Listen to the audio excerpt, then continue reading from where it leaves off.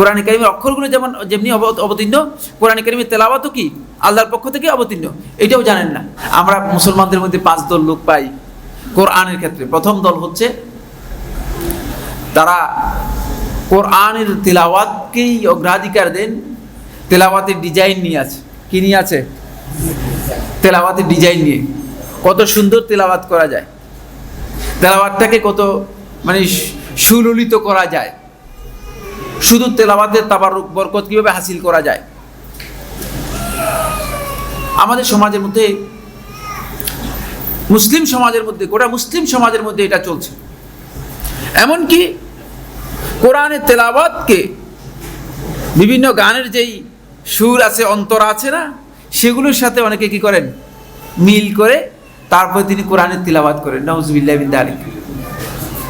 তিনি এটাও জানেন না যে কোরআনে কারীমের তেলাওয়াত যে আল্লাহ তাআলা তেলাওয়াত করে অবতীর্ণ করেছেন। কোরআনের তেলাওয়াত কিন্তু এটা আল্লাহর পক্ষ থেকে অবতীর্ণ, এমনি আসেনি।